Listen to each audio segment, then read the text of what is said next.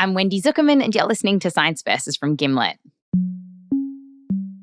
Today on the show, we're going to tell you about a medical mystery. And when the case was finally cracked, it inspired a movement, achieving what mountains of scientific data couldn't. All right, let's jump in. To tell us all about it is Rosamund Adoo-Kissi-Debrah. She's a former teacher in London. One second. This is my daughter. Let's see what she is. Hi, Babs. Can you get what? Chocolate cereal. Yeah, okay. Oh, thanks. Bye, love you. I love you too. Bye. Rosamund is a single mum, and just as we got on the call, one of her twins phoned. It was about her birthday. What does she want? For one day in the year, I allow them to have chocolate cereal. Oh, she wanted chocolate cereal. Oh, God, she makes me sound like such a strict mum. Oh, Lord.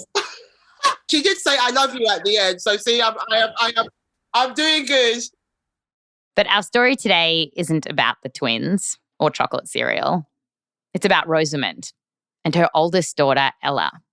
She was the big sister to those twins. She had big brown eyes and often wore her hair in braids. Rosamund told us that she loved to swim and bike, and she was super competitive.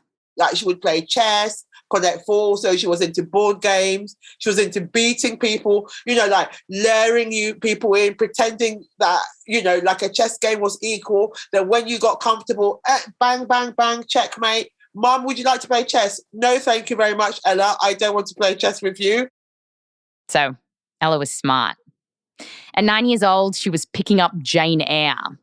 And just the other day, Rosamund found this book that Ella had been reading. It was called The Observer Book of Genius. So who did Ella compare herself to? I thought, let me have a look in there. Plato, she would. Pythagoras. So she had a great sense of humour. But a few years before all this, Ella's life had taken a turn. It started in October 2010, when she was 6 years old. Ella and her mum had gone to visit the Monument to the Great Fire of London. It's this tall tower, and to get to the top, you have to walk up more than 300 steps. So together, they were climbing this tall tower. But weirdly, Ella was struggling. She'd been a little sick, had a bit of a cough. And when she was climbing up the stairs, she said, oh, I can't climb up the stairs. And then I remember, typical mum, I said, you've only got a cold. Little did I know, it was the beginning of the end. That night on the way home, Ella fell asleep on the train, which was also strange. And from there, things got bad. Quickly. That little cough that Ella had turned into these terrible coughing fits that seemed to come out of nowhere. Sometimes she'd cough so hard that she couldn't breathe.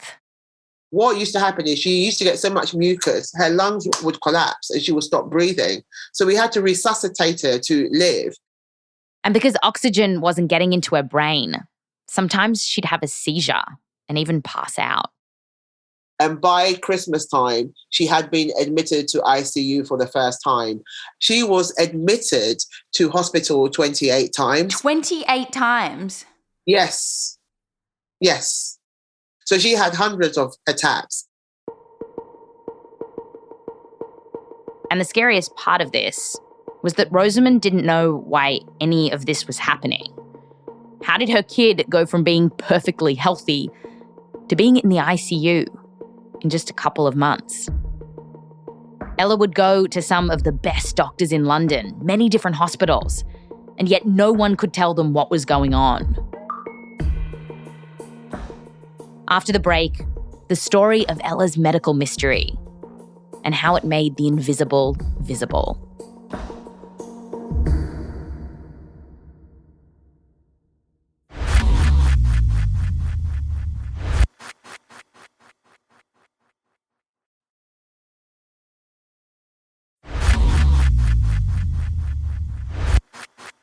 Welcome back.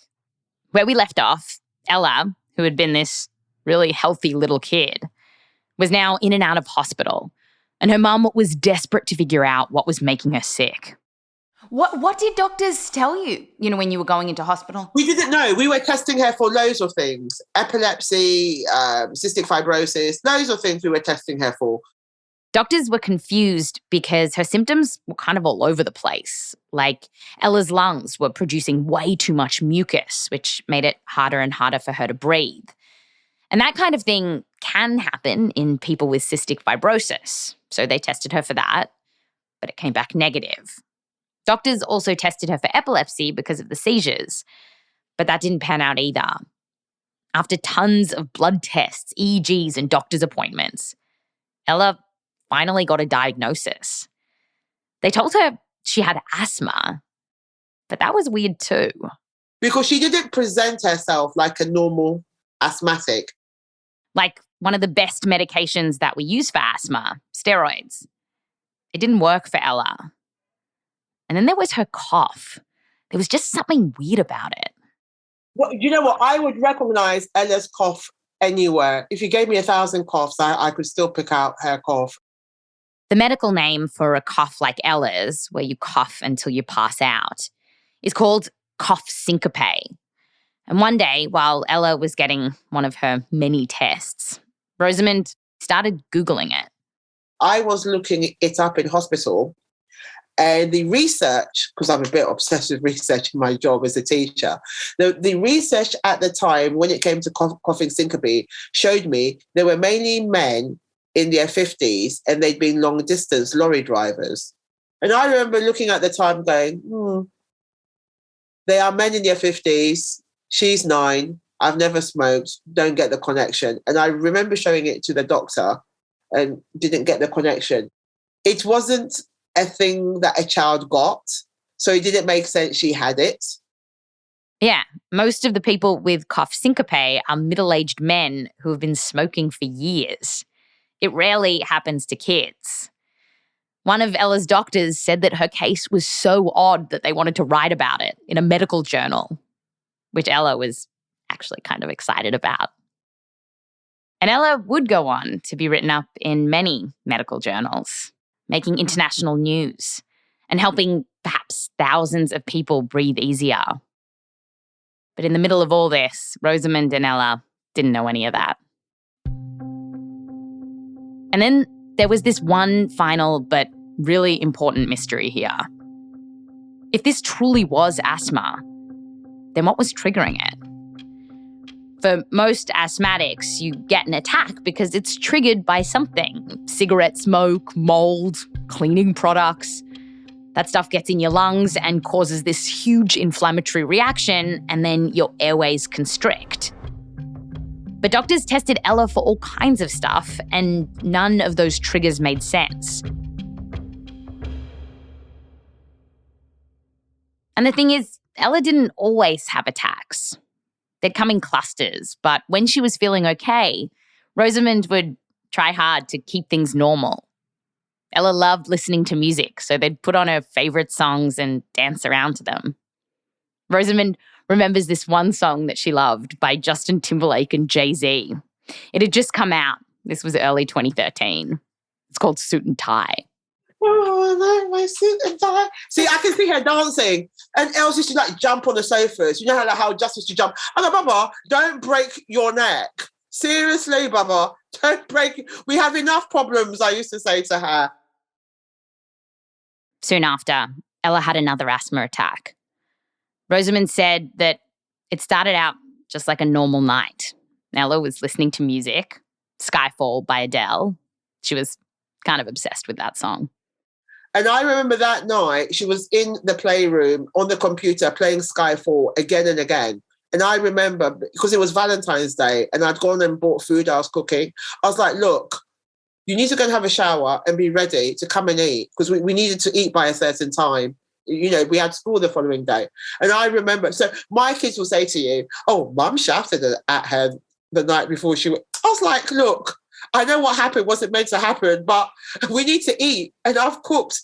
And there she is on there. And I remember being so upset when Adele won the Oscar that Ella wasn't alive to see it.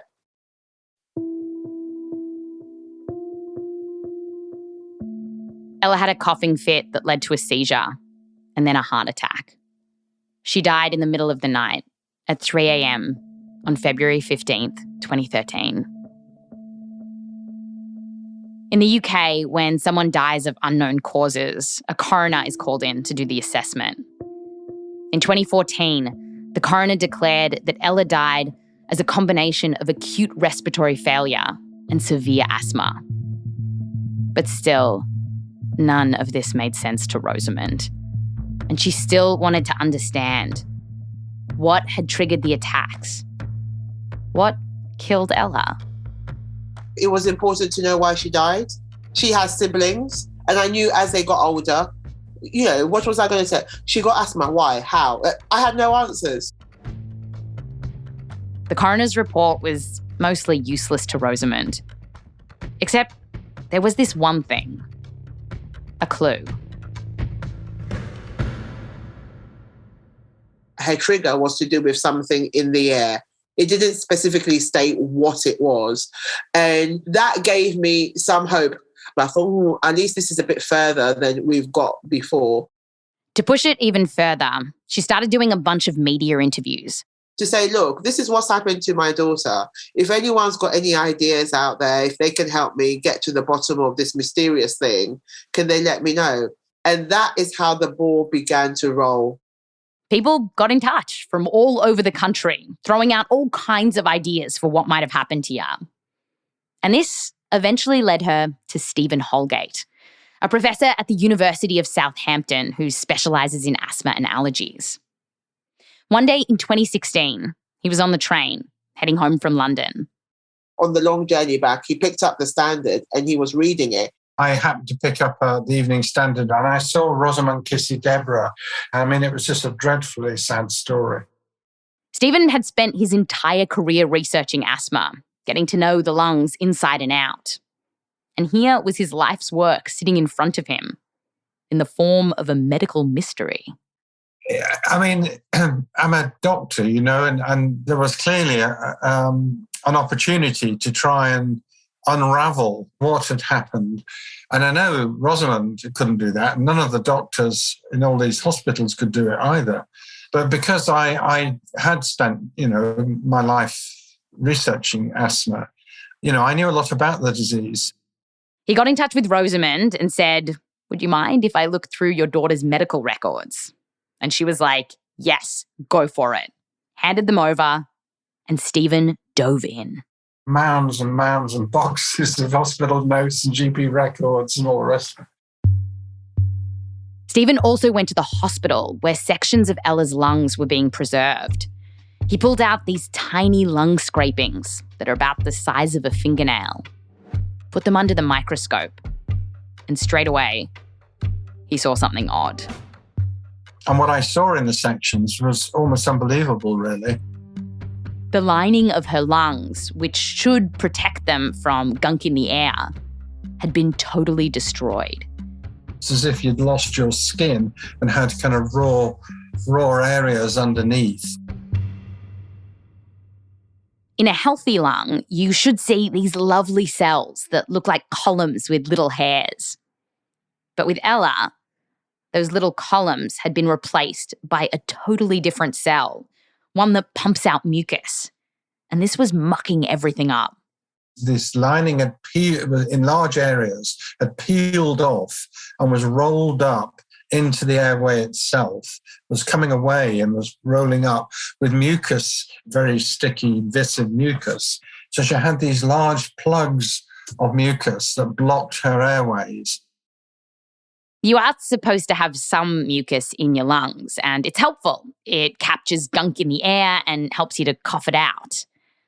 But Ella's lungs had become a bit like a mucus factory.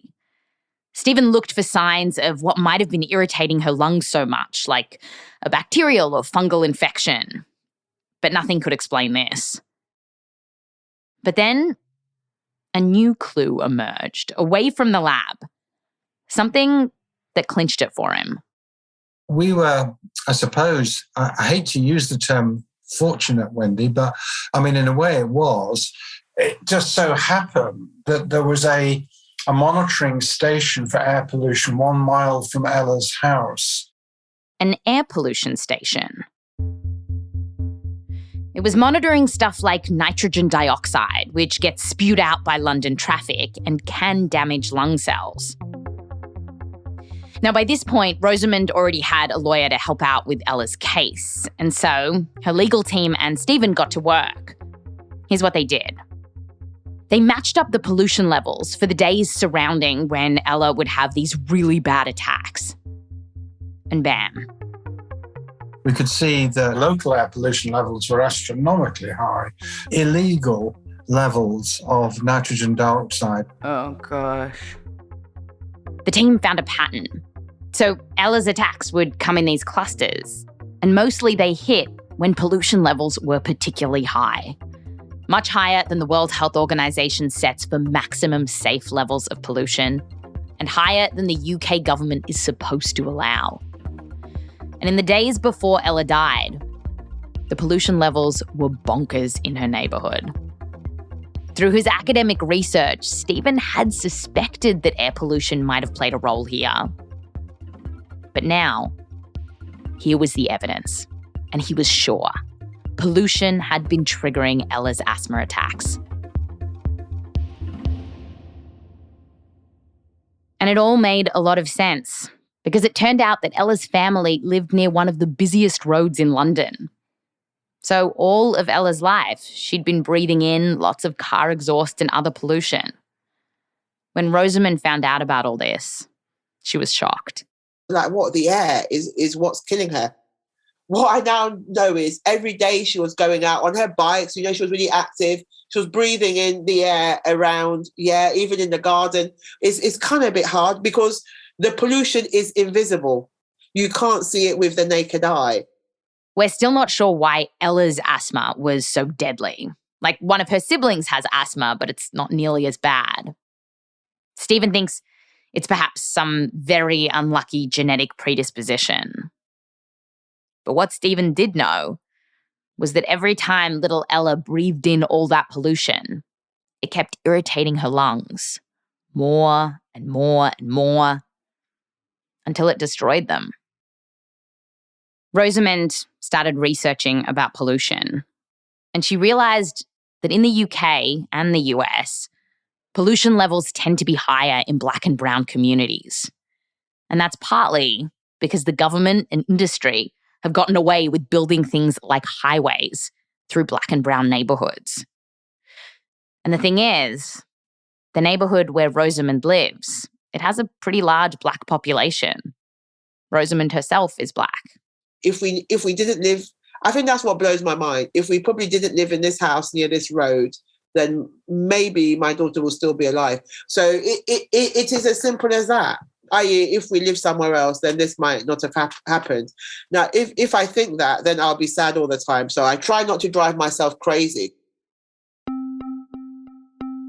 And once Rosamund knew that air pollution had played this big role in killing her daughter, her next question was, why didn't any of Ella's doctors know about this? Like, why didn't they even suggest that air pollution could have been triggering her asthma?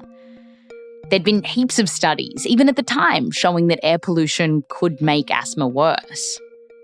But despite that, it just wasn't on the radar of some of the best doctors in London. How is that possible? That answer is coming up just after the break.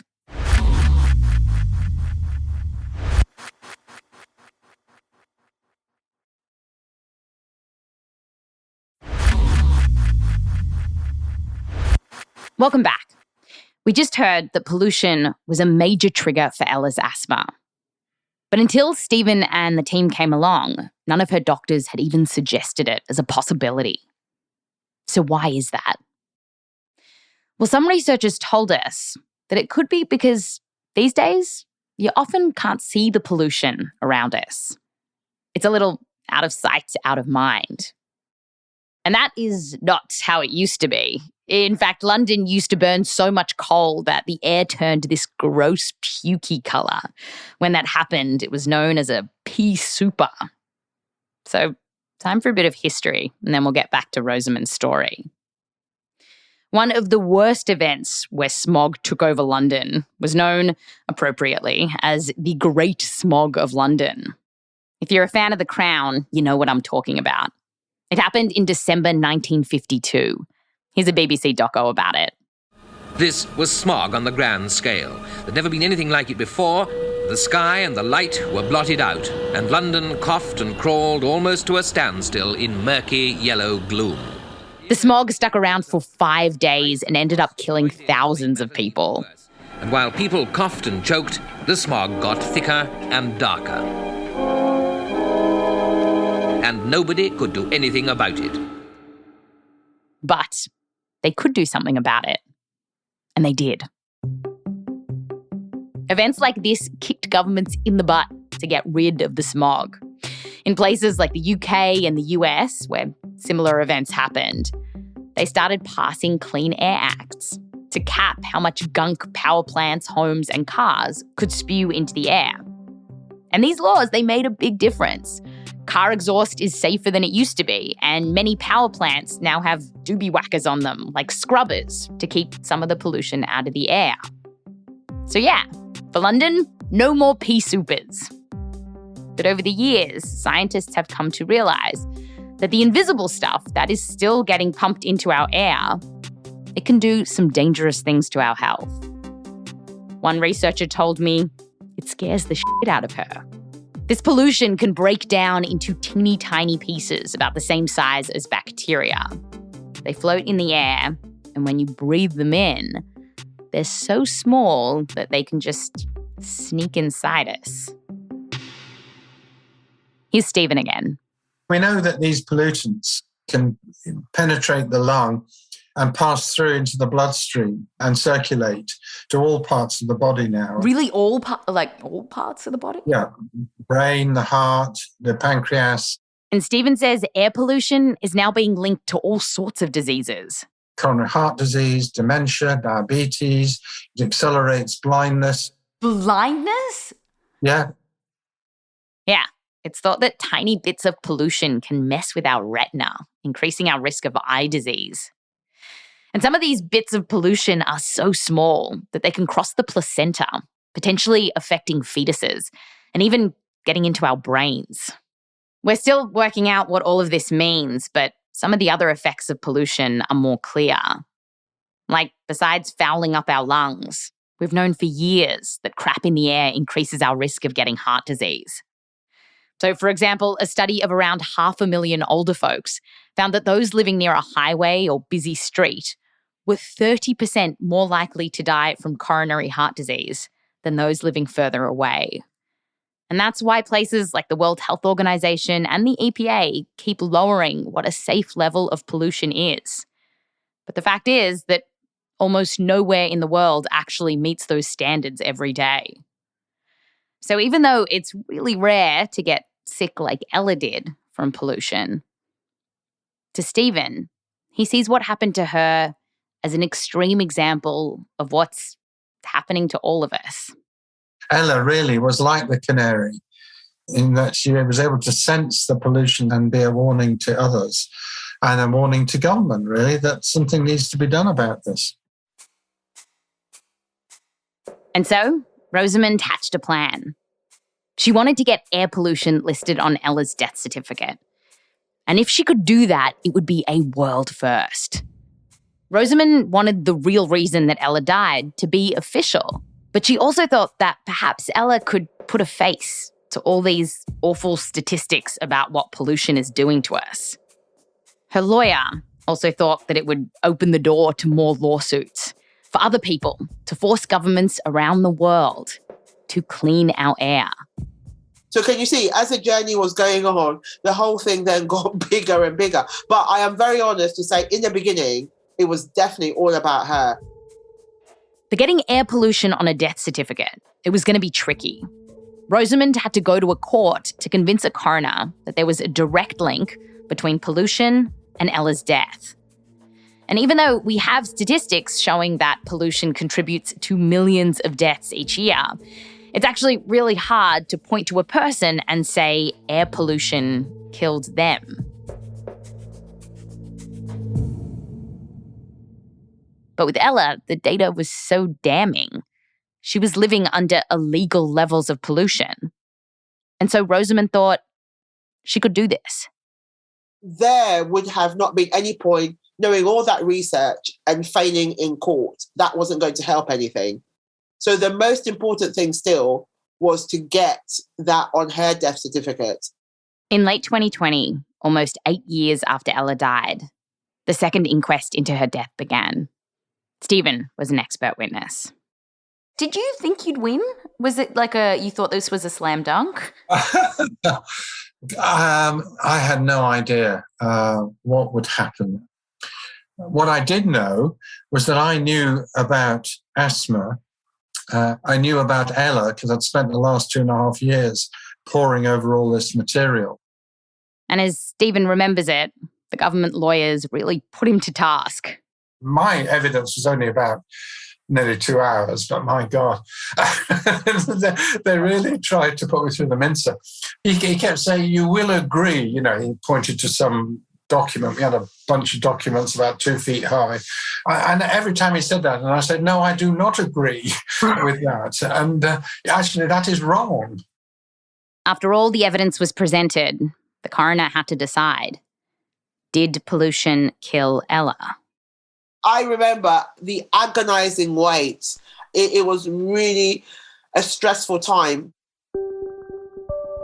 In the first ruling of its kind, pollution from busy roads, a coroner found today, contributed to the 9-year-old's premature death. Ella tragically made history when she became the first person to have air pollution listed as the cause on her death certificate. Today,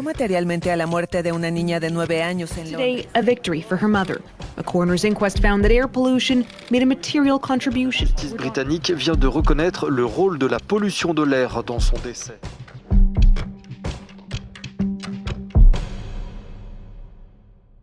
Oh my goodness me. Apparently her story was written up 2,500 times around the world. Wow. India, Australia, everywhere. It was enormous because it had never been done before.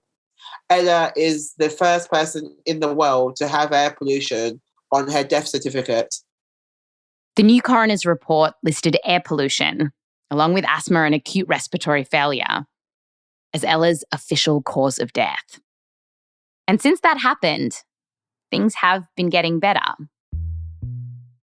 The council where Ella lived has made it way easier for people to find out what's going on with pollution on any given day. And doctors' groups in the UK are updating guidelines and training manuals to make sure that doctors know that air pollution can trigger asthma. And in London, they already had this program that basically charges a fee for some of the dirtiest cars and trucks. Right now, it's only in central London. But after the decision came down, they said that they wanted to expand it even further, to where Ella lived. And if they do, it means that her neighbourhood might get a little cleaner. Stephen says that this case and this little kid was able to break through and stir up real change, when tons of research and mountains of papers on pollution and asthma didn't. I can't tell you what a big impact this has had. You can have all the epidemiology in the world, but having the story of a single mother and a child, with real facts, actually is more influential in many ways than all of the sort of complex statistics and everything else put together. We now know the detrimental impacts of air pollution on the public's health. So can you see how much things have changed compared to where I was? And for all this work, last year at the United Nations big conference on climate change, the World Health Organization dedicated a special report to Ella. Right there on the cover, it says, "In memory of Adoo-Kissi-Debrah and all other children who have suffered and died from air pollution and climate change." Oh my gosh. It shows you the enormity. And you know what? It's too big to even contemplate it. I don't sit there, as you can see, when you first jumped on, I'm trying to organise my twin's birthday. I don't sit there and think, oh, you've achieved this enormous. Then it will get too big. So I continue on my journey and do that. And I try and be a good enough mum as I am for my other. I don't sit there and say, oh, this enormous thing. No. But Rosamund knows that what they've done so far, it's not enough. She quit her job as a teacher and became a full-time clean air advocate, giving speeches, starting a foundation, and organising protests. She wants our air to be cleaner. She wants us to do the stuff that we've been talking about since Captain Planet came out. Burning less fossil fuels, having fewer cars on our roads. And the vehicles that are on our roads, they need to be electric, run on the power of the wind and sun. And you know, Rosamund says, we're going to need to do this stuff for climate change anyway. Fossil fuels are killing us, and they can do it any which way they like. Sooner or later, they're going to have to address it. What do you think Ella would make of this work that you've done and all of this? The fact I'm talking to you guys in the States now. Oh, let me think of something. I think she'll be very proud, seriously. She'll be proud. I don't know, it's really difficult because her aim was to be a pilot, and we had started steps towards that. She was very clever, like I said to you. She was passionate about flying. And ultimately, the air that she loved so much was, in effect, killing her. So I don't know what she would say about that on a very serious note. So she was here. She definitely made her voice heard. How would she feel? I think she'll be quite happy we're talking about her today, if you ask me.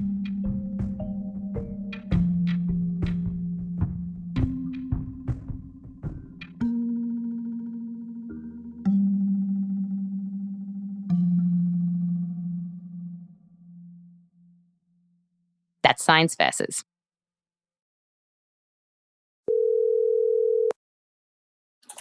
Hello.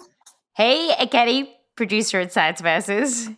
Hi, Wendy, host of Science Versus. How many citations in this week's episode? There are, drumroll, 128 citations. It's a big one. And if people want to see these citations, where should they go? They can click on the link in our show notes. And through researching this episode, have you changed anything about how you're living your life? Yeah, I will say at first I was like pretty freaked out. I remember there was this one time that I saw like this giant, like nasty, like 12-wheeler truck come down. And I was literally looking for roads to run away to. Oh my God, I'm doing the exact same thing. I'm doing the same thing. It's so bad, but it really doesn't have to be like that. I think the biggest thing that I've changed is I've started actually really paying attention to the air quality on my phone, on the weather app. Oh, tell me more about this. It's like a scale between 0 and 500. And typically air quality is pretty good if it's at 50 or below. And so if it's above that, nowadays, I probably won't go on like a run. I'll wait until the air quality is better. I don't know. I just like to be cautious and I like to know what's going on, and it makes me feel better. Oh, thank you so much. Thank you.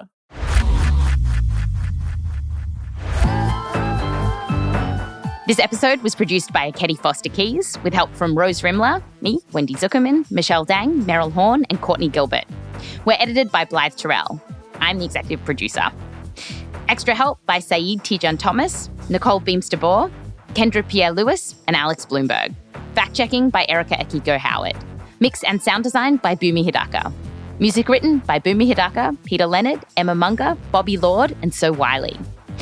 Thanks to all of the researchers and experts that we got in touch with for this episode, including Jocelyn Coburg, Professor Vernon Morris, Dr. George Thurston, Dr. Lauren Zajac, Dr. Jennifer Burney, Dr. Shakobi Wilson, Dr. Melissa Burrows, Dr. Wei Peng, Professor Barbara Hoffman, Dr. Michael Craig, and Dr. Wes Austin. A special thanks to Rachel Humphreys, BBC Motion Gallery, Getty Images, Jonah Delso, Jackie Yanos, the Zukerman family, and Joseph Lavelle Wilson. I'm Wendy Zukerman. Back to you next time.